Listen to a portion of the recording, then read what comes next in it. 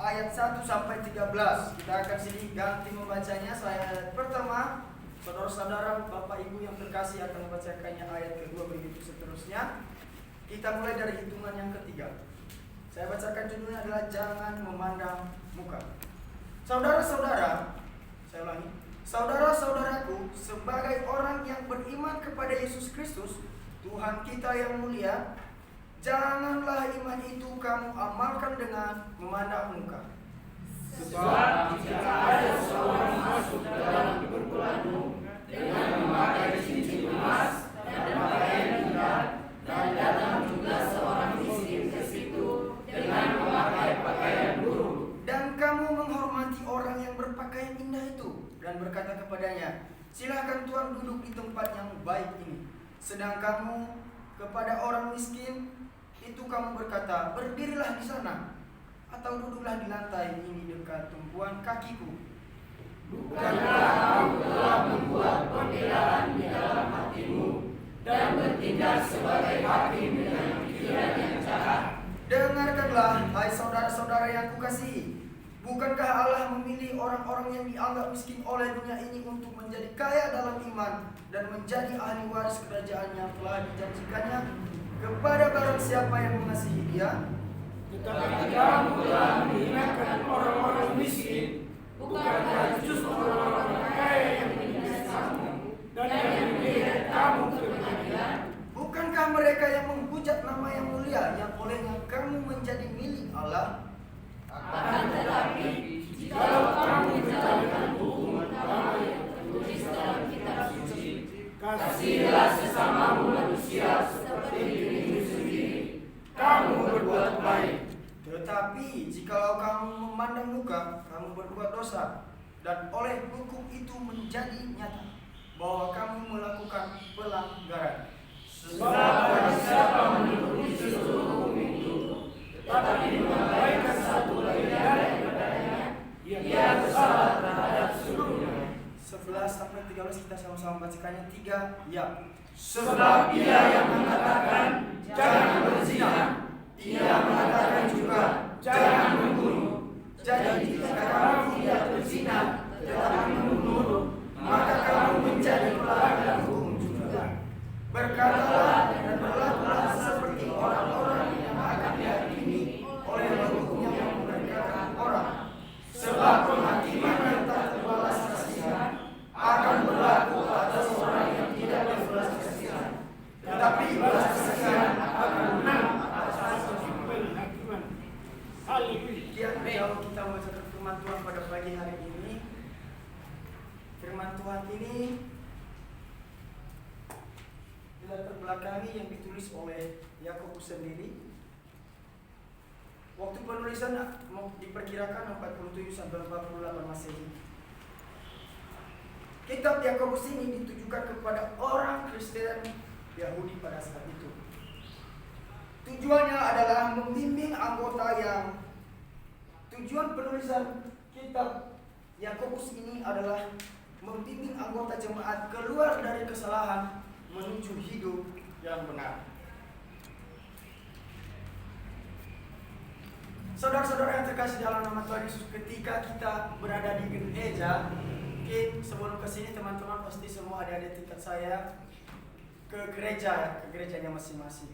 Kerap kali ketika kita ada di dalam gereja itu, kita lebih duluan atau lebih sibuk mengomentari penampilan orang-orang yang di sekitar kita. Saya dulu juga begitu. Jadi ketika kita sudah masuk di dalam gereja, mungkin kita lirik-lirik, terus mungkin kita melihat ada seseorang yang tidak sesuai dengan, kita pasti komentar, ini gaya rambut kenapa, busananya kenapa. Kita sibuk dengan hal-hal sederhana seperti itu. Saya katakan bahwa hal-hal sederhana itu sebenarnya kita sudah lupa. Kita sudah beribadah itu hanya tubuh kita yang ada di ibadah, tetapi hati dan pikiran kita sangat jauh daripada Tuhan. Padahal kita datang ke gereja itu untuk mendengarkan firman Tuhan, berdoa dan menyenangkan itu. Oleh karena itu, berdasarkan firman Tuhan yang sudah kita bacakan pada pagi hari ini, yang terambil dari Yakobus pasal 2 ayat 1 sampai 13, tema kita adalah hati yang berkenan kepada Tuhan. Sekali lagi, tema kita pada hari ini, hati yang berkenan kepada Allah, kepada Tuhan. medis atau dokter, hati itu adalah merupakan organ yang perannya sangat vital bagi kehidupan manusia. Karena kenapa hati itu sangat berpengaruh penting bagi kehidupan manusia. Tetapi itu menurut dokter. Coba kita lihat dari menurut pandangan Alkitab, definisi Alkitab tentang hati. Kita bisa melihat di dalam Amsal 4 ayat 27. Saya minta Amsal 4 ayat 23 ini dibacakan oleh cowok. Lukas 6 ayat 45 dibacakan oleh cewek.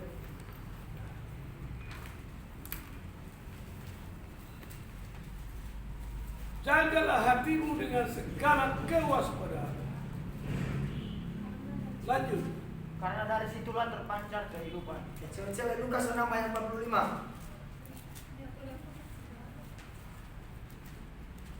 Lukas 6 ayat 45. Orang yang baik mengeluarkan barang yang baik dari perbendaharaan hatinya yang baik, dan orang yang jahat mengeluarkan barang yang jahat dari perbendaharaannya yang jahat, karena yang diucapkan mulutnya keluar dari hati. Definisi dari Alkitab tentang hati ini menggambarkan hati bagaikan kepala dan otak yang menjadi pusat dan pengatur kegiatan manusia. Nah, begitulah hati menurut kalau saya lihat dari Amsal 4 ayat 23 ini. Kenapa? Karena hati menjadi pusat terpancarnya kehidupan seperti yang di Amsal tadi. Isi hati itu meliputi seluruh pikiran, perasaan, dan isi hati juga dilihat dari kehendak, perbuatan, dan tindakan manusia tersebut sendiri.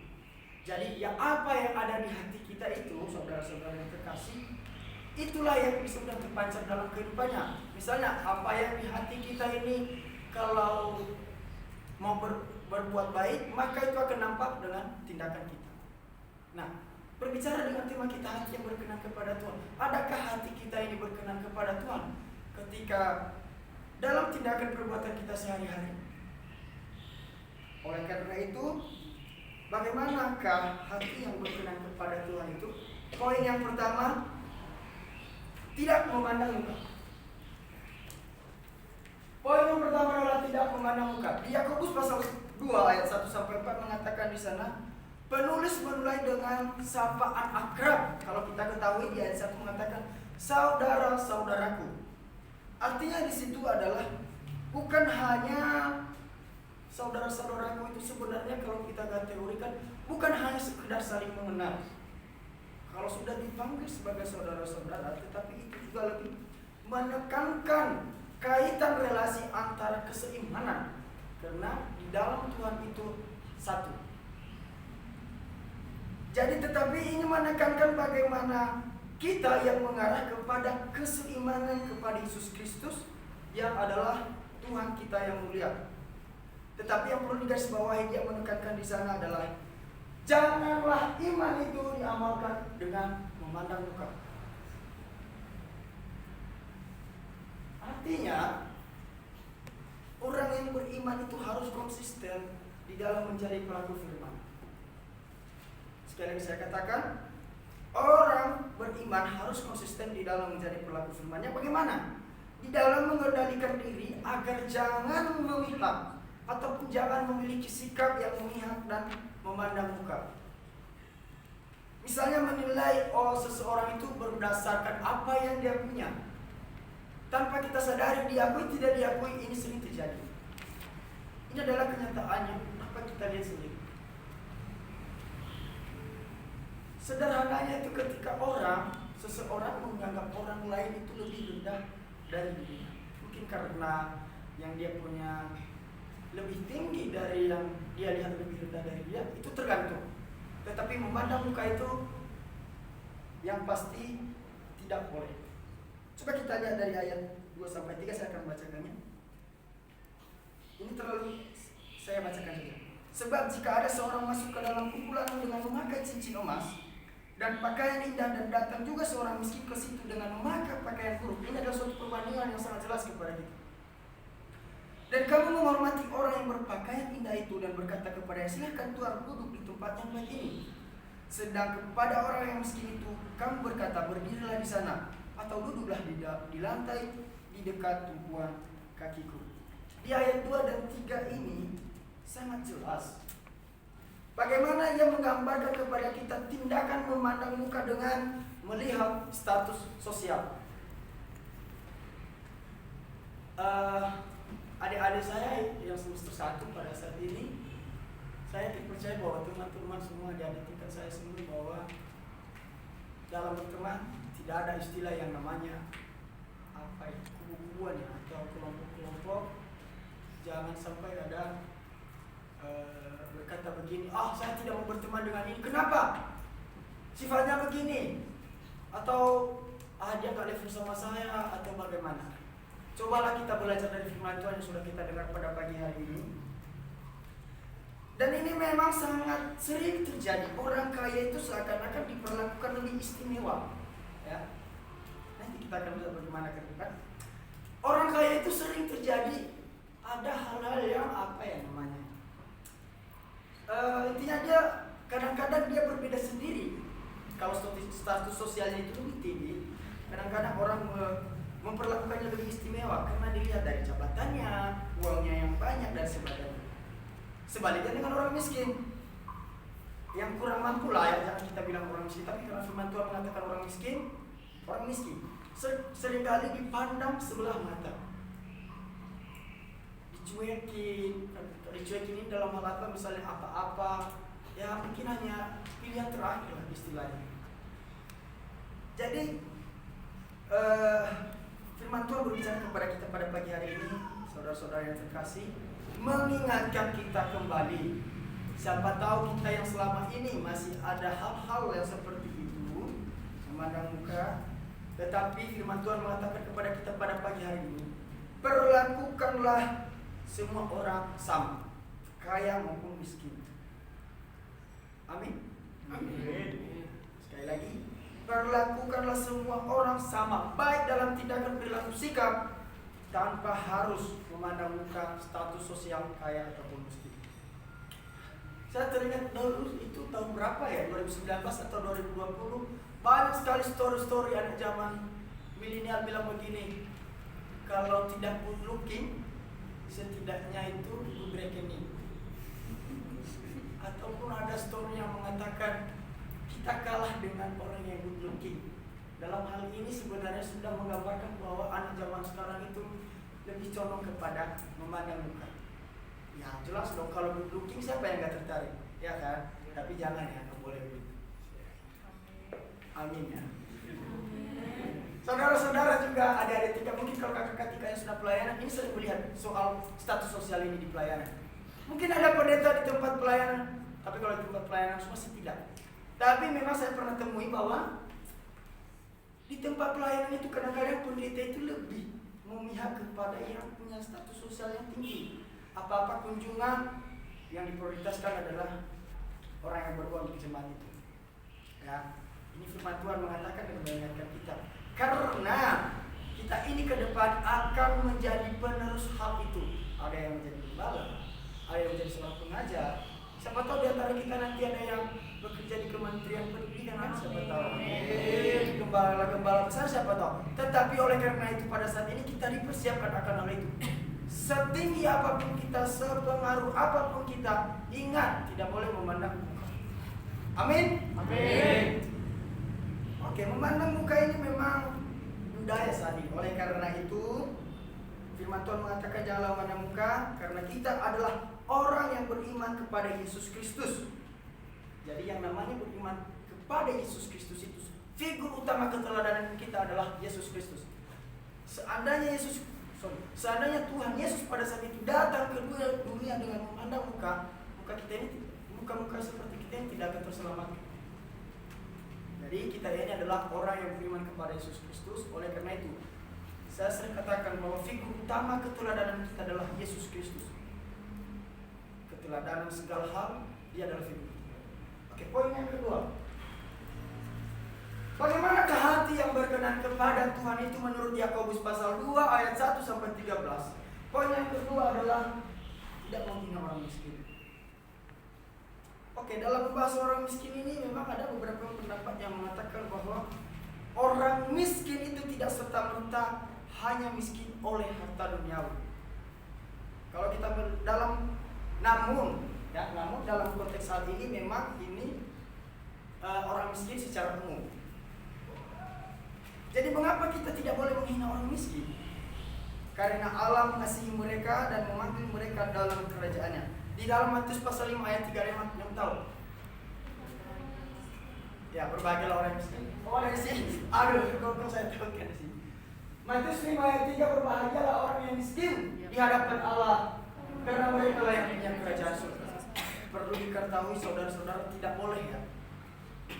Saya dulu waktu kerja di koperasi, saya ini seorang dekolektor koperasi. Cuma koperasinya bukan perusahaan memang perusahaan pribadi tapi besar. Kalau saya sampai di lampu merah itu, saudara-saudara yang terkasih, mungkin teman-teman juga semua tahu, kadang-kadang ada yang pengemis ya.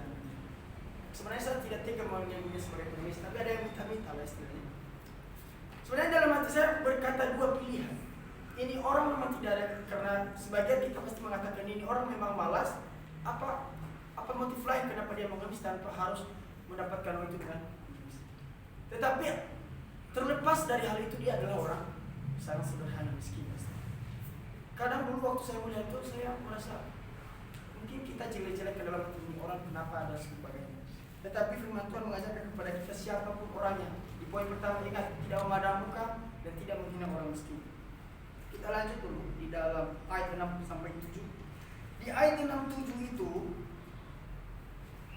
berbicara maksud Yakobus tentang orang kaya adalah karena dia punya pengalaman ataupun berdasarkan pengalamannya bersama rasul-rasul dan teman-temannya yang lain, yakni ketika mereka mengalami sendiri penindasan dari orang-orang kaya. Yang namanya orang kaya itu kalau kita tahu adalah orang yang punya pengaruh lah, misalnya reputasi tinggi. Nah, dan ternyata pula orang-orang kaya yang dimaksud oleh Yakobus pada saat itu adalah yang kemudian menjerumuskan mereka dan mencelakakan jemaat Kristen yang dilayani oleh Yakobus pada saat itu. Makanya Yakobus memberikan pemahaman seperti dan firman Tuhan ini disampaikan kepada jemaat pada saat itu. Karena orang-orang kaya ini bahkan menghujat nama Kristus yang telah menjadi juru selamat bagi jemaatnya pada saat itu. Firman Tuhan ini juga merupakan nasihat kepada kita.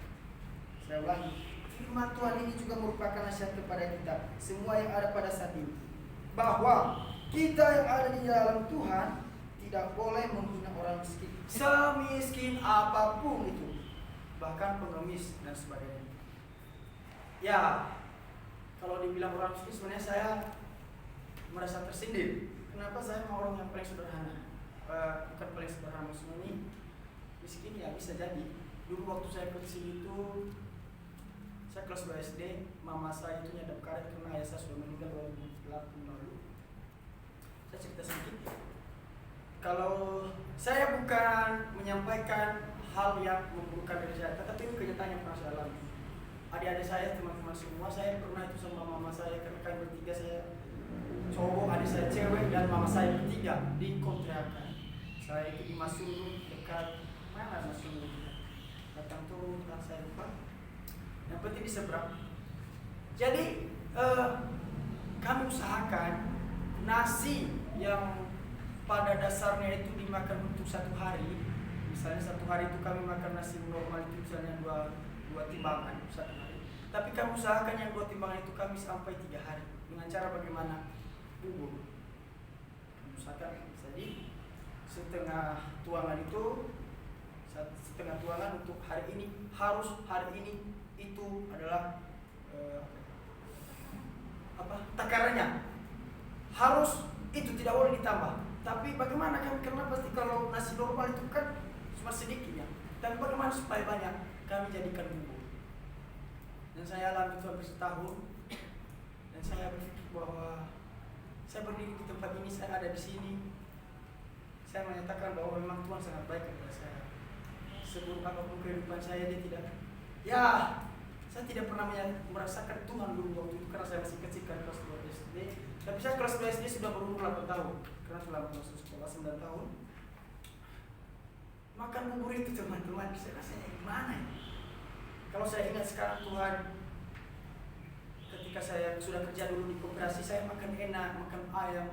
Terus karena kita ini ya, anak muda, kalau di rumah saya nggak tahu teman-teman semua, kalau di rumah pasti menyisakan makanan seenak apapun. Kadang-kadang ada yang menyisakan nasi, daging, segala macam. Saya tidak tahu teman-teman. Tapi kalau saya dulu waktu kerja, saya tidak mungkin selalu sewaktu saya makan bubur. Jadi ketika saya makan beli warung di chicken, ketika tidak habis setiap hari. Tapi ketika saya di sini dengan kembali dipertemukan dengan, bukan saya menjelekan, tetapi kadang-kadang kita menemukan kesederhanaan. Saya mengingat lagi, dulu juga sudah pernah makan bubur kok. Biasa. Bubur teman-teman. Coba bayangkan 3 hari makan bubur setiap hari. Patokannya intinya 1 hari untuk nasi itu harus 3 hari. Itu miskin. Tapi oleh karena itu firman Tuhan yang kita dengar pada hari ini, atas pengalaman hal itulah saya cerita kepada teman-teman. Ketika teman-teman nanti keluar, sesederhana apapun orang yang akan teman-teman temui, jangan pernah menghina. Oke, amin ya. Dan juga orang seperti saya sekarang yang sedang masih berada dalam garis kesederhanaan, ya tetaplah bertekun di dalam Tuhan, berbahagialah di dalam Tuhan. Kiranya itu menjadi pengalaman bersama dengan Tuhan. Oke, poin yang ketiga, tidak merasa benar. Bagaimanakah hati yang berkenan kepada Tuhan itu adalah tidak serta-merta selalu merasa benar. Sebab di sini Yakobus memberikan contoh, kita merasa sebagai orang yang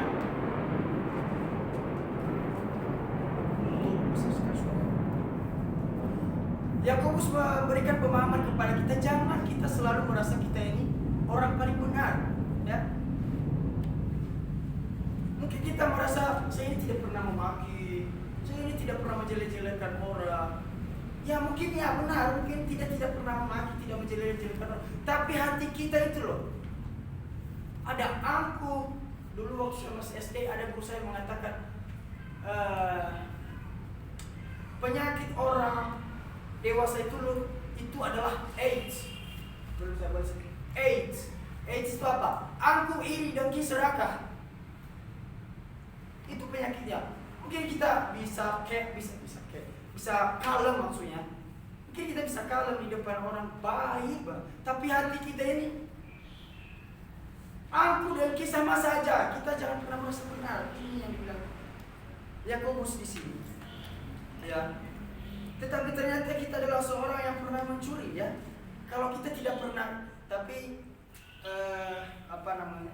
ilustrasi yang dikasih Yakobus di sini adalah ketika orang yang merasa tidak pernah membunuh sudah merasa benar, tetapi mencuri sama saja gagal dalam hukum dan aturan Tuhan. Tetapi bagaimana seharusnya kita bersikap? Ya. Hendaklah kita berkata dan berlaku seperti orang-orang yang akan dihakimi oleh hukum yang memerdekakan atau hukum yang berbelas kasihan. Artinya apa? Diingatkan akan siapa diri kita ini di hadapan Allah. Jangan sesekali menghakimi. Bahasa Inggrisnya jangan menjustifikasi orang. Setengah bahasa Inggris, setengah bahasa Indonesia. Apa gimana? Don't justifikasi. Don't just people. Nah, kita kadang-kadang melihat, mungkin hari ini kita lihat itu doang ya. Kadang-kadang kita melihat orang, kita melihat dari sudut pandang kita satu arah. Ini yang menjadi kebanyakan orang. Jadi di dalam hati kita mengerutu selalu saja. Kenapa bukan saya saja? Saya bisa pula lebih dari dia. Ini menjadi permasalahan, saudara-saudara. Don't just people. Oke. Jadi sekarang adalah bagaimana menjalani kehidupan kita yang hidup hanya karena belas kasihan. Kalau kita sudah menyadari bahwa kita hidup hanya oleh belas kasihan, sebenarnya kerendahan hati itu ada. Ya rendah hati memang susah ya saudara-saudara. Rendah hati. Apa ya? Kalau ada seorang pendeta yang saya suka di YouTube, namanya Pendeta Rap, dia mengatakan begini. Tuhan mengatakan begini, ada seorang pendeta, misalnya seorang pendeta mengatakan, bila ada orang yang menampar pipi kirimu, kasih kanan. Coba dites. Apakah kita mau? Sebenarnya tidak. Walaupun sebenarnya arti yang secara harfiahnya bukan itu. Tetapi apa yang mau saya katakan di sini teman-teman, rendah hati itu susah. Susah sekali. Jangankan ditampar, dicubit saja kita udah ngamuk. Apalagi saya. Saya dibentak aja saya tersinggung. Dulu. Sekarang sudah besar sedikit. Amin. Nah, jadi sekarang itu adalah bagaimana kita menjalani hidup kita ini, menyadari bahwa kita hanya hidup oleh belas kasihan, bukan karena kekuatan, bukan karena apa yang kita miliki, bukan karena kita anak manja di rumah. Ada anak manja di sini kan? Oh, ternyata ibu asrama kita anak manja. tapi dia ada. Tapi kalau kita tahu ibu kita adalah orang yang rendah hati dan bekerja keras. Nah, jadi orang yang manja kadang-kadang kalau diperhadapkan dengan sesuatu yang sulit nangis. Tetapi ayolah teman-teman semua pada saat ini, jangan sesuai dengan poin kita, tidak boleh merasa benar, ya. Jangan menghakimi orang. Ingat ya firman Tuhan yang mengatakan kepada kita pada hari ini. Singkat saja firman Tuhan yang bisa saya bawakan kepada kita pada hari ini. Namun sebelum saya menutupnya dengan doa, saya akan terlebih dahulu saya ilustrasi coba deh. Oh, cuma dulu ya yang saya kasih. Oke. Mungkin ada yang pernah ya mendengar ilustrasi ini. Siapa yang? Oliver ya. Oke. Ilustrasinya adalah judulnya adalah seorang pendeta dan seekor buaya. Jangan dahulu kalah deh, kayak cerpen kan? Jangan dahulu kalah. Ada seorang pendeta ini hamba Tuhan namanya, sedang berjalan ke hutan. Mungkin ya namanya pendeta mungkin kalau Opu kan suka lari pagi gitu. Nah, tapi ini pendetanya beda. Dia punya hobi lain yaitu jalan-jalan ke hutan. Ketika pendeta ini capek, dia beristirahat di dekat sungai. Nah, karena terlalu capek, pendeta ini tidur pulas. Tiba-tiba beberapa saat kemudian buaya dari air itu muncul ke daratan. Ini buaya air loh, bukan buaya darat. Nah, jadi ketika buaya ini melihat Bapak Pendeta, dia merasa, saya dapat mangsa yang sangat besar. Dia sangat bahagia. Terus dia berpikir begini, karena terlalu besar kan Bapak. Kebetulan Bapak Pendeta juga seperti ibu asrama kita sedikit. Apa ya maksudnya ya? Gitu. Jadi dia bingung, aku mau makan dari mana ya? Terus dia memutuskan untuk memulainya dari kaki. Dia mau memulai memakan dari kaki. Ketika si buaya ini memulai makan dari kaki, tidak jadi dia makan. Kenapa? Ya, ini tidak bisa dimakan. Kenapa? Ini bau-bau altar hadirat Tuhan. Berarti dia berpikir, ini pertanda pendeta ini sering ke gereja. Terus dia berpikir, terus aku mau makan dari apa lagi? Dia mulai dari tangan. Dia gigit tangan, tidak jadi. Kenapa? Karena tangan Pak Pendetanya bau-bau Alkitab. Ini tanda adalah Bapak Pendeta ini adalah orang yang sering memegang Alkitab. Terus dia berpikir, tidak bisa tangan. Terus bagaimana lagi? Setelah itu dia memulai dari kepalanya sajalah, biar cepat masuknya kan. Tidak bisa. Kenapa? Karena pikiran Bapak Pendeta itu ternyata isi Alkitab semua firman Tuhan hampir ada di kepalanya. Jadi janganlah, kasihan ini milik Tuhan, bukan milik saya. Oke. Ya udah nih, saya mulai dari mulut saja. Tidak jadi. Kenapa? Karena Bapak Pendeta adalah seorang pengkhotbah seperti saya. Tapi bukan saya pendetanya ya. Bingung dia jadinya kan. Dia bilang, aku makan dari mana ini jadi sebenarnya. Singkat cerita saudara-saudara yang terkasih, buaya ini memutuskan untuk memakannya dari hati. Ketika si buaya itu memakan dari hati, tidak ada dia temukan hal-hal yang seperti dari kaki semua segala macam. Dan dia memakan hati Bapak Pendeta itu sampai Bapak Pendetanya hilang. Saya bukan dia habis makan, tapi hilang ya. Apa yang teman-teman bisa nangkap dari ilustrasi saya ini adalah hati merupakan inti keberadaan dan pusat kehidupan manusia. Kita boleh datang ke gereja tiap hari. Kita ibadah di sini 4 kali seminggu ya. Minggu, Senin, Rabu, Jumat, Sabtu, 5 hari kita sering ibadah. Kita sering bawa Alkitab. Belum lagi tiap pagi, tiap malam segala sesuatu. Kita menyampaikan firman Tuhan, kita membaca firman Tuhan. Tapi hati kita ini adakah firman Tuhan? Itu hikmah dari yang saya bilang tentang ilustrasi.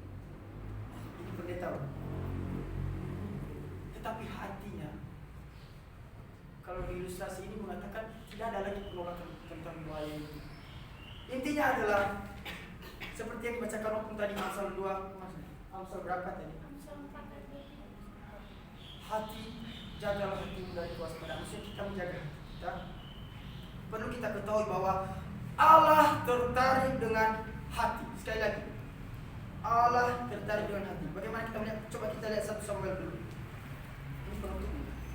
1 Samuel 16, satu orang membacakan. 1 Samuel 16 ayat 7. Tidak ada yang hafal ya? Saya juga lupa. Ada yang menemukan 1 Samuel ayat 16 sampai 7? Ayo. 1 Samuel pasal 16 ayat 7. Tapi berfirmanlah Tuhan kepada Samuel, janganlah pandang parasnya atau perawakan yang tinggi, sebab aku telah menolaknya. Bukan yang dilihat manusia yang dilihat Allah. Manusia melihat apa yang di depan mata, tetapi Tuhan melihat hati. Terima kasih. Bukan yang dilihat manusia yang dilihat Allah. Tetap manusia melihat apa yang di depan mata, tetapi Tuhan tidak melihat hati. Mari kita memperbaiki hati kita ini. Jadi saya yang semester 1, jangan berpikir ketika ini kau seenaknya. Ini soal ketaatan, konsisten dalam ketaatan. Sama teman-teman adik-adik saya. Perbaiki hatimu. Segala sesuatu peraturan di sini hanya untuk mendisiplinkan diri. Kalau kamu sudah belajar disiplin adik-adik semua, kamu akan nyaman loh mengikutinya. Kalau sudah disiplin, apa sih susahnya ikutin? Oke ya. Jadi sekali lagi saya katakan firman Tuhan, kiranya hati kita berkenan kepada Tuhan di dalam menjalani setiap aspek kehidupan kita, baik tanggung jawab kita, baik perkuliahan kita dan semua, di dalam pikiran kita, cobalah hati kita itu tertuju hanya untuk Tuhan. Demikian firman Tuhan yang saya bawakan pada pagi hari ini. Tuhan Yesus memberkati kita berdoa. Tuhan yang bertata dalam kerajaan surga, kami telah mendengarkan firman-Mu. Kami memohon pertolongan daripada Tuhan. Mampukan kami melakukannya dengan Roh Kudus-Mu, supaya kami selalu nantiasa dituntun. Karena di luar Tuhan kami tidak mampu melakukan apa. Ini hidup kami serahkan sepenuhnya di tangan Tuhan. Amin. Amin. Ketika menghadapi kehidupan ini, jalan mana yang harus kupilih? Ku tahu ku tak mampu, ku tahu ku tak sanggup. Hanya Kau Tuhan tempat jawabanku. Aku pun tahu ku tak pernah sendiri, sebab Engkau Allah yang menggendongku. Tanganmu membelaiku, cintamu memuaskanku. Kau mengangkatku ke tempat yang tinggi. Janjimu seperti fajar pagi hari, yang tiada pernah terlambat bersinar. Cintamu seperti sungai yang mengalir, dan ku tahu betapa dalam kasih-Mu. Ya, begitulah dialog.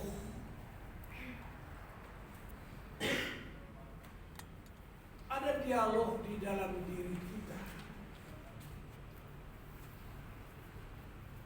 Kenapa? Kenapa ada dialog di dalam diri kita?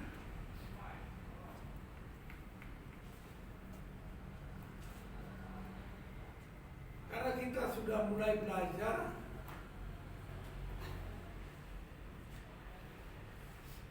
tentang kehidupan.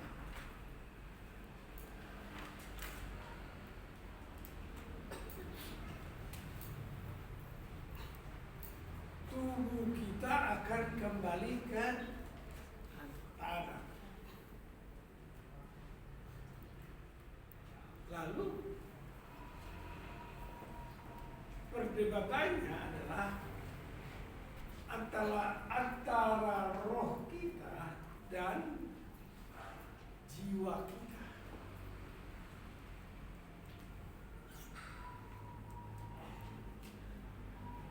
Firman Tuhan sudah mengatakan jiwa kita telah diselamatkan.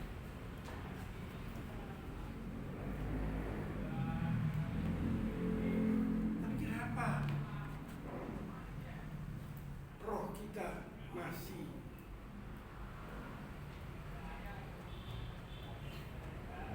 berdialog tentang keselamatan jiwa kita?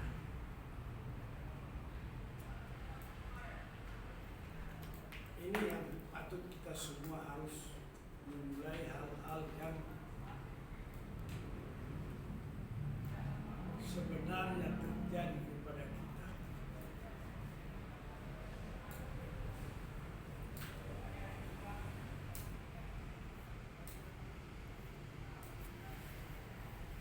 Dia ciptakan seisi dunia atur segala masa.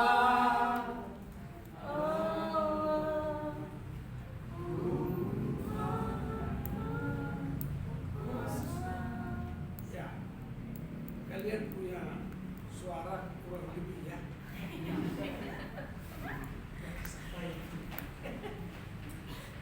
Jangan seperti hidup enggan mati tak mau.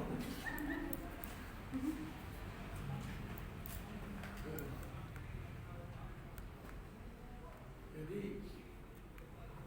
ketika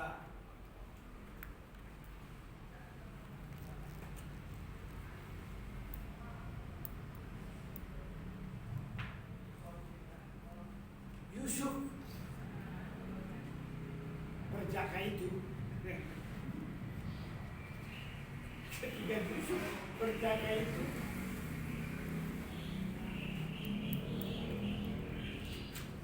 mengetahui bahwa Maria hamil.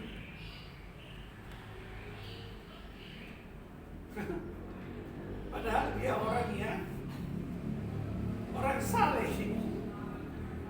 Ini Yusuf berjaka ini orang yang saleh. Tapi dia tahu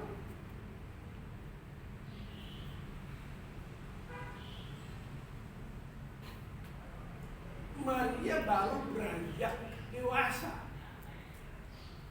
Belum dewasa dia, remaja beranjak dewasa. Tapi dia tahu bahwa Maria yang beranjak dewasa ini hamil.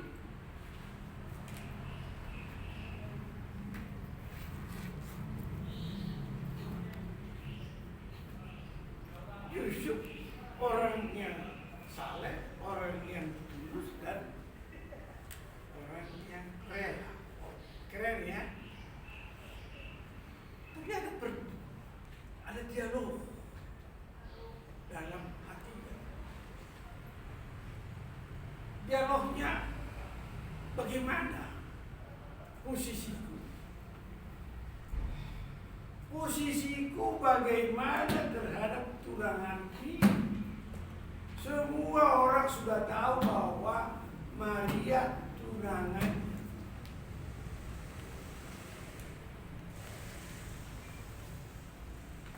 Maka dia berdialog. Tapi di dalam dialog itu dia tidak mampu memecahkan persoalan ini. Sebetulnya seperti itulah kita. Kita memang tidak mampu menyelesaikan persoalan hidup kita.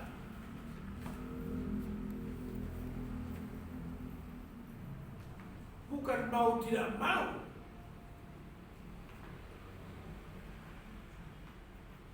yang ada hanya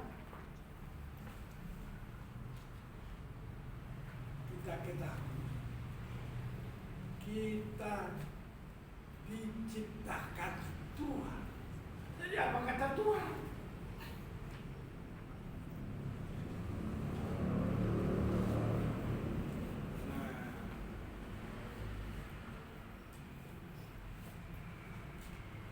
Tujuan perkataan ini tidak memasuki ruang dialog. Tuhan menciptakan kita dan kita diciptakan.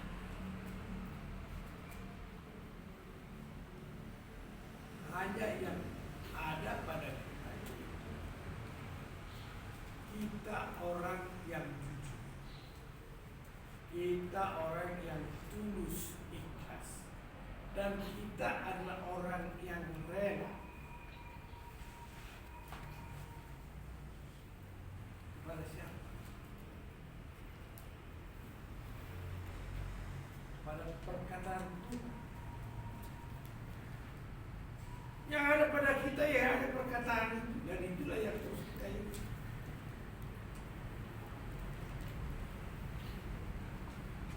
Itu sebabnya perkataan Tuhan itu ditulis.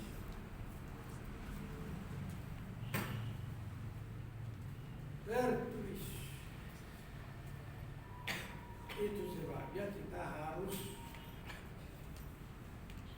rajin dan tekun kepada firman. Inilah pedomannya semua. Pedoman kita di sini saja.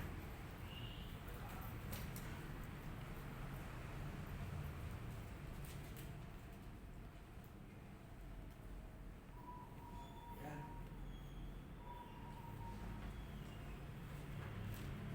Kepada pengalaman-pengalaman kita itu banyak. Semua orang yang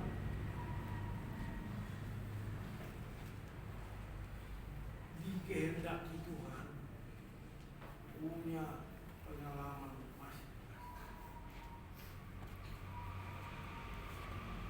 Pengalaman masing-masing perlu tak?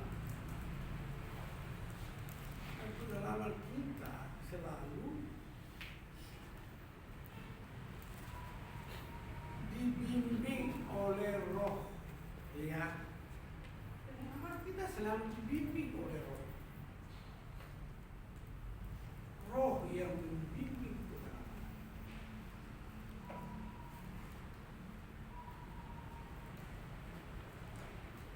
Kenapa?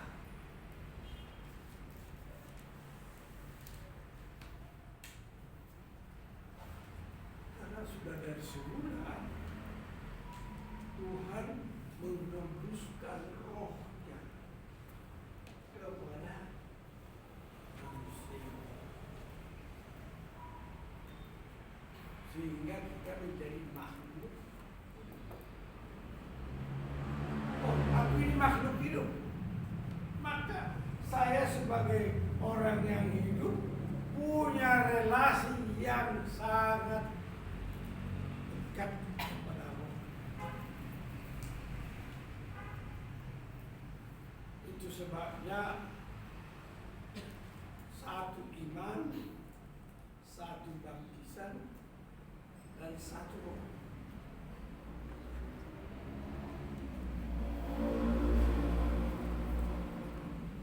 Satu iman kita sudah tahu kan? Ya, kita pengakuan iman rasul. Nah, satu baptisan itu adalah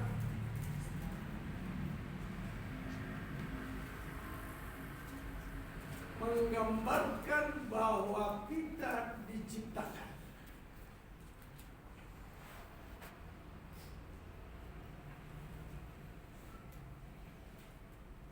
Dengan apa? Dengan karya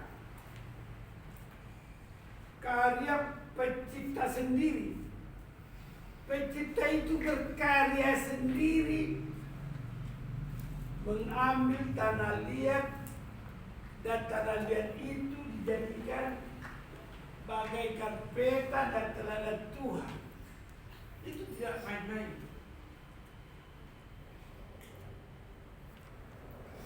Sehebat-hebatnya kamu bisa menggambar,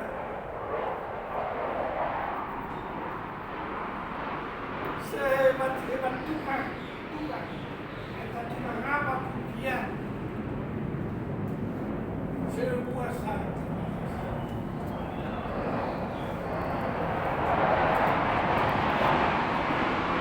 Tapi penciptaan manusia adalah perbuatan yang sangat hebat dari Tuhan.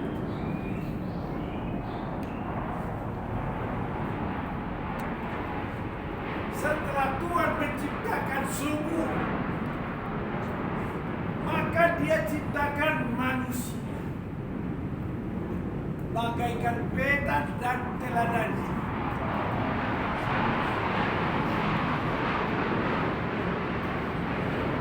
Itu mau merayakan 17 Agustus. Terus pesawat terbang.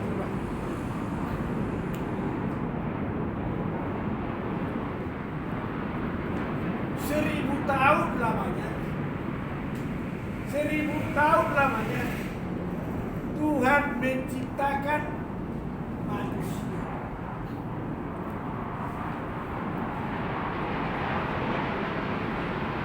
Jadi hari ke-6 itu pekerjaan Tuhan hanya menciptakan manusia.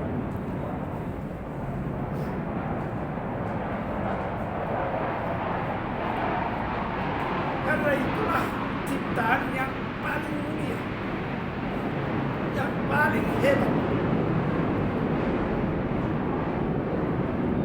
Makanya waktu yang diperlukan Tuhan menciptakan manusia 1000 tahun.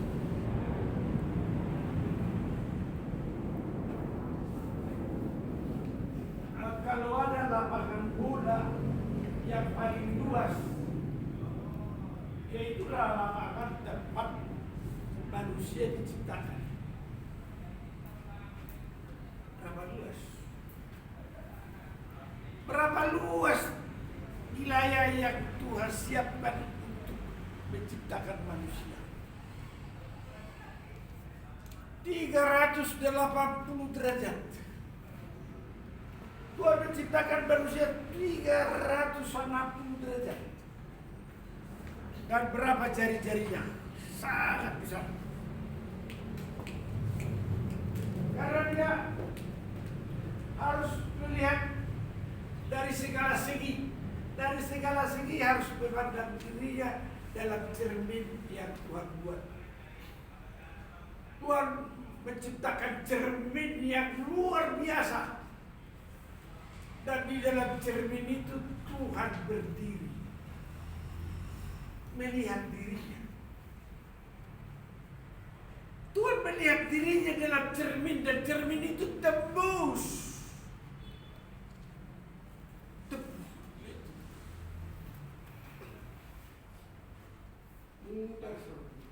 Mudah. Lihat ke bawah, lihat ke samping, lihat dirinya.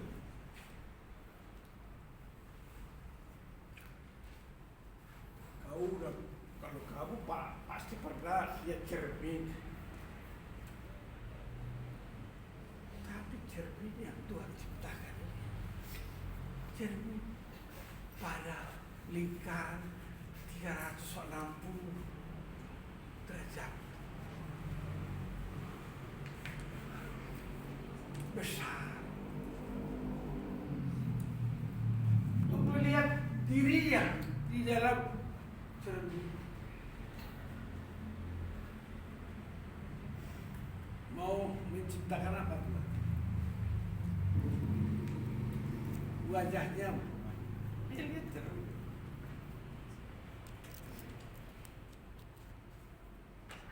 Tuhan bisa melihat dari belakang. Kalau kita hanya lihat menurut mata kita, dia Tuhan melihat dari belakang, seperti melihat ke depan. Pemandangan Tuhan melihat ke depan sama dengan melihat ke belakang, bawah. 360 derajat Tuhan melihat dirinya. 1000 tahun. Kamu harus berpikir, kita harus berpikir, hebat sekali Tuhan menciptakan saya, menciptakan kamu. Jadi kamu walaupun mukamu seperti yang ada sekarang, tapi Tuhan menciptakan kamu bagaikan peta dan telananya. Siapa tampak hebat atau tidak? Kalau kamu tidak,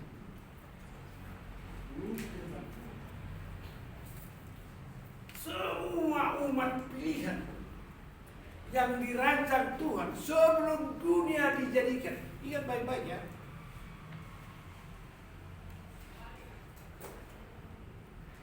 Tuhan menciptakan kita sebelum dunia dijadikan.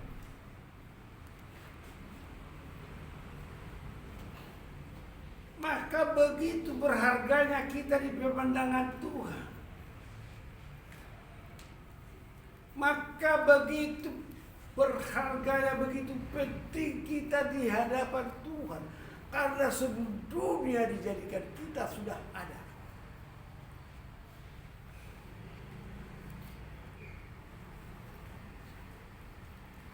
Jadi kalau Tuhan datang dari tempat yang maha tinggi ke dunia yang Dia ciptakan ini untuk mengampuni kita, untuk menebus kita, untuk menyucikan kita, menguduskan kita, untuk melayakkan kita, supaya kita kembali kepada rancangan kemuliaan kita yang sudah. Jadi kalau kita tanya Tuhan, bagaimana menjadikan makanan supaya makanan ini cukup 2 hari, gitu kan? Itu kecil itu, kecil. Sebelum kau terjadi seperti itu, Tuhan sudah tahu apa yang terjadi dan kau tahu. Ada sekarang kau sudah tahu.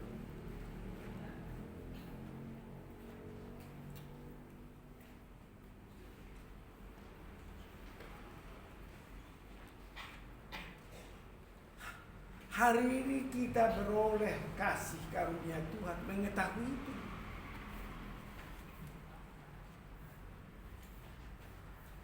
Betapa berharganya kita di pemandangan Tuhan. Sehingga Dia turun dari tempat yang maha tinggi ke dunia yang diciptakan ini untuk mencari kita. Mencari kita, mencari dan mencari. Kayak kamu dicari Tuhan. Apanya kau berharap? Cuma situ. Kamu cuma semua apa yang ada di dalam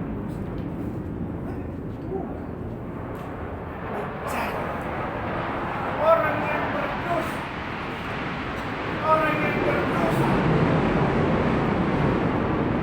yang terhilang dan didapat dibawa kembali. Bagaimana kamu perasaanmu akan kebaikan Tuhan? Bagaimana pandanganmu tentang kebaikan Tuhan? Dengan apa aku balas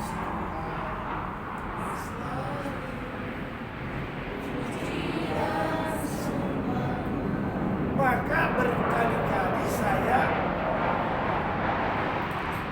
sampaikan kepada saudara-saudara supaya masing-masing kita mempunyai karya.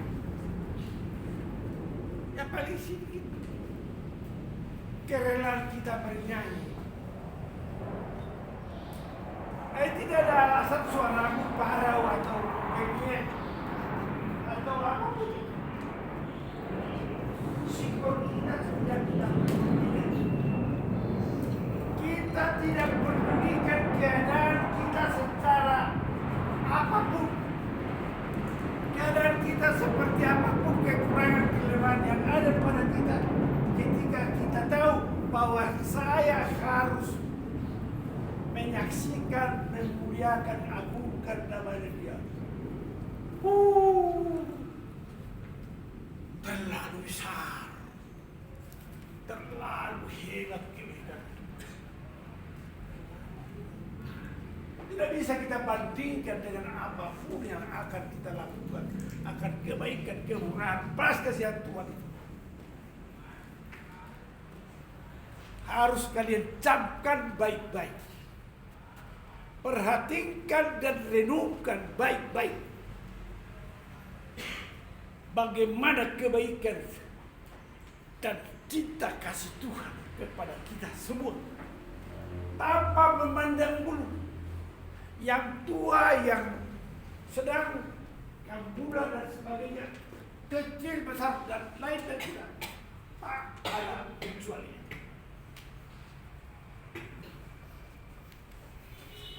Semua harus berpikir dan berenung. Dengan apakah ku balas Tuhan selain puji dan sembah? Nah, bagaimana kau memuji, menyembah, mengagungkan, memuliakan Dia? Itu yang harus ada dalam benak kita, dalam pikiran kita. Dari hati nurani kita yang paling dalam, yang tersembunyi. Dengan apakah balas? Dengan apakah aku harus berbuat? Semua yang dapat diperbuat oleh karya besar manusia juga tidak layak. Tidak layak itu Tuhan. Tidak layak itu. Sebab yang dapat kita perbuat, yang dapat kita lakukan pun itu dari Dia. Dia sumber segala sesuatu yang dapat kita lakukan dan perbuat. Dari Dia. Dari Dia untuk Dia. Nah, yang harus kita tahu bahwa dari Dia untuk Dia. Yang harus kita tahu bahwa kita milik Dia. Kamu bukan milik pacarmu. Lalu kepada pacarmu, ini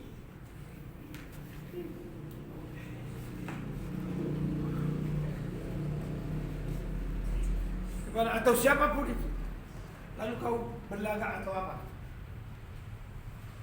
I'm sorry, baiklah.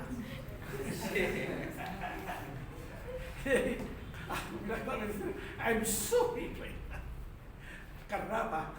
Ada yang lebih saya lah, yang saya kasih ada lebih daripada apa yang dapat kukatakan kepada manusia. Yang dapat kukatakan kepada manusia, I'm sorry, baiklah. Tapi kepada Tuhan lebih daripada itu. Maka di ayat tadi dikatakan kebenaran yang benar itu apa?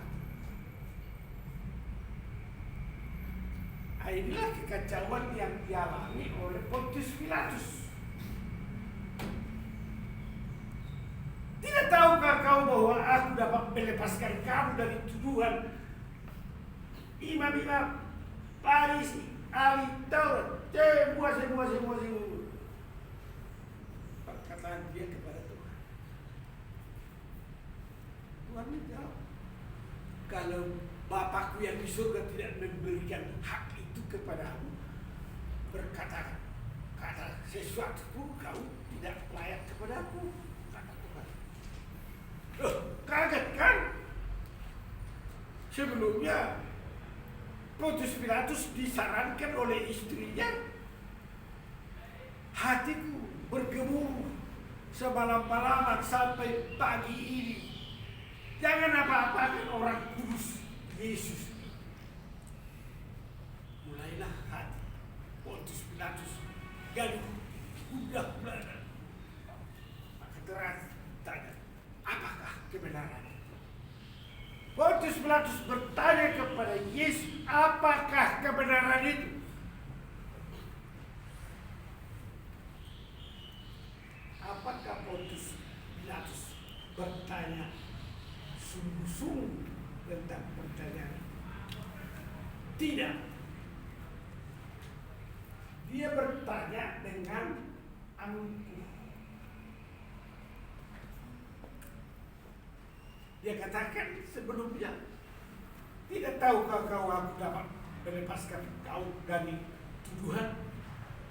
Dia bertanya dalam keangkuhan.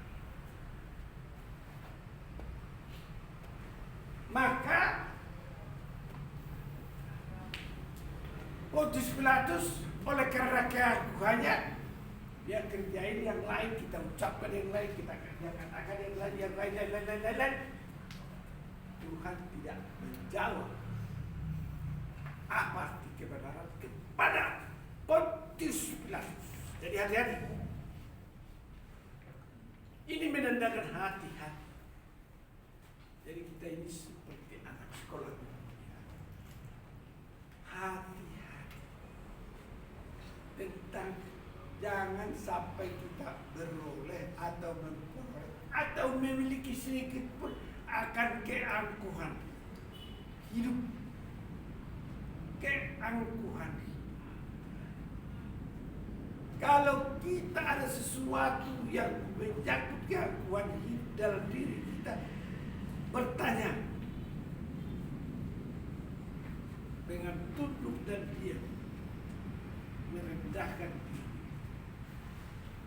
Jangan sampai kita memiliki keangkuhan. Ada keinginan mata. Sudah tahu kalian apa keinginan mata? Sudah tahu keinginan perasaan? Sudah tahu keinginan dunia? Terakhir apa? Keangkuhan. Itu dilarang Tuhan. Tidak disukai.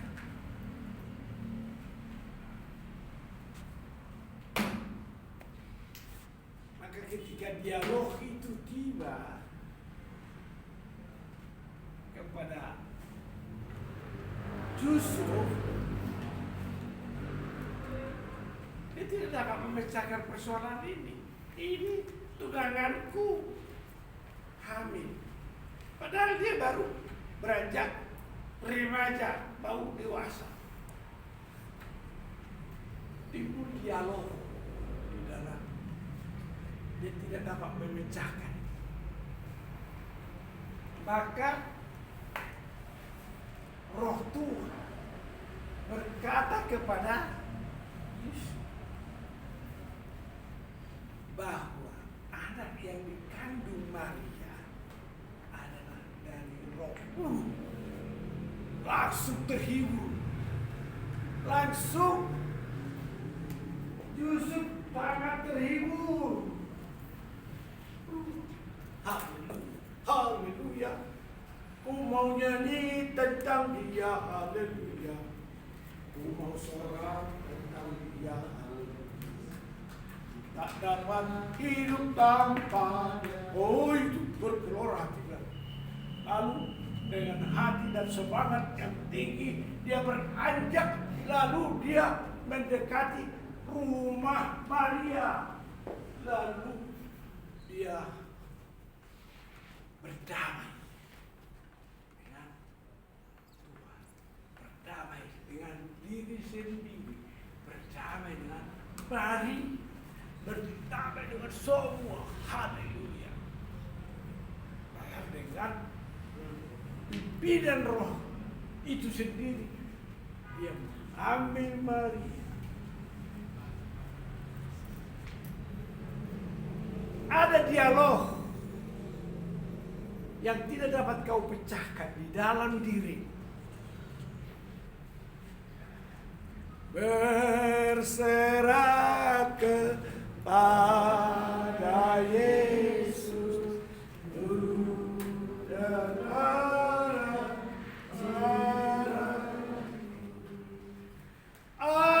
aku berserah,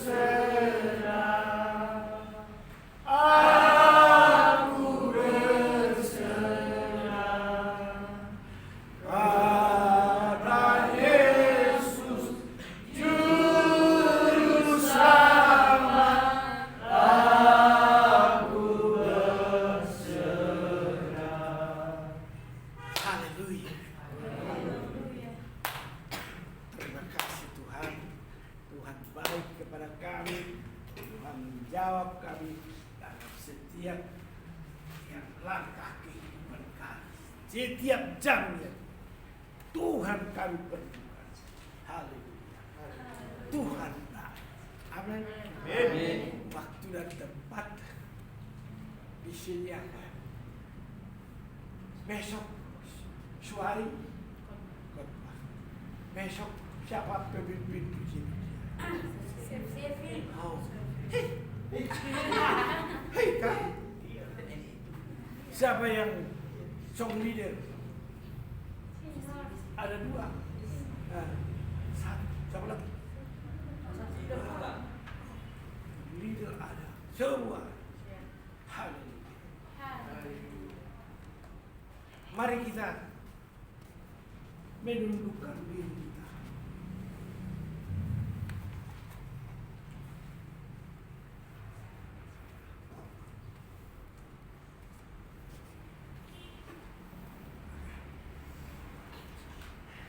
Amin untuk firman Tuhan. Sekali lagi amin untuk firman Tuhan. Baik saudara-saudari, sekarang mari kita menaikkan doa syafaat kita kepada petugas kami Islam. Mari kita berdoa. Ya Allah, Bapa yang baik, yang bertahta di tempat yang maha tinggi.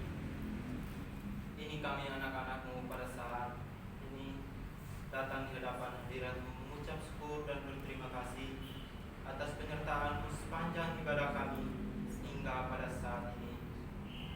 Terima kasih Tuhan untuk pelayan-pelayan-Mu yang mengambil bagian pada saat ini, dari worship leader, pemain musik, terutama yang telah menyampaikan kebenaran firman-Mu. Kiranya Engkau memberkati mereka di setiap langkah perjalanan kehidupan mereka. Mari Engkau pakai mereka lebih luar biasa lagi untuk hormat dan kemuliaan nama-Mu. Terima kasih Tuhan, semua kami yang hadir pada saat ini Engkau berkati. Kiranya tuntunan Roh Kudus-Mu selalu ada di dalam kehidupan kami. Jadikanlah kami sebagai anak-anak-Mu yang selalu melakukan firman-Mu di setiap perjalanan kehidupan kami. Saat ini Tuhan, kami bersatu hati untuk menaikkan setiap pokok doa kami. Kiranya Engkau mendengar setiap doa yang akan kami naikkan di hadapan-Mu. Sucikanlah kami, biarkanlah kami layak di hadapan-Mu, dan biarlah apa yang kami naikkan di hadapan-Mu Engkau menjawab tepat pada waktunya sesuai dengan kehendak-Mu. Saat ini Tuhan, kami berdoa untuk bangsa dan negara kami. Kami berdoa untuk para pemimpin-pemimpin NKRI dari pusat sampai dengan pemimpin daerah. Kiranya diberikan kebijaksanaan dan hikmat dari Tuhan Yesus Kristus agar dapat melaksanakan setiap tanggung jawab yang telah dipercayakan kepada mereka. Kami berdoa supaya rakyat Indonesia dijauhkan dari bencana alam, kerusuhan, serta berita-berita hoaks atau kerusuhan terorisme yang mengganggu stabilitas negara. Kami percaya sepenuh hati Tuhan memberkati berbagai tempat, bahkan pelosok di tanah air Indonesia. Kami berdoa untuk pandemi yang sudah melanda, kiranya pemulihan di bidang kesehatan dan damai sejahtera menjadi bagian masyarakat Indonesia. Kami berdoa untuk kondisi ekonomi, supaya perekonomian bangsa dan negara kami kembali menguat dan dipulihkan meskipun masih mengalami dampak pandemi dan lain-lain.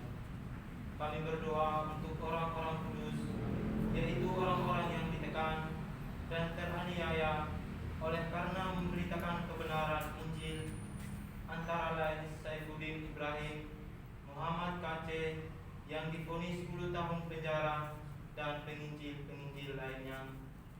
Kiranya Tuhan memberikan roh keberanian dalam memberitakan Injil Yesus Juru Selamat dunia, sehingga banyak jiwa-jiwa yang menerima dan melayani Tuhan Yesus. Semua pokok doa ini kami percaya dan bersyukur dalam nama Tuhan Yesus Kristus. Amin. Amin. Masih tetap berdoa. Tuhan, kami berdoa untuk PT Santosa Sijaya.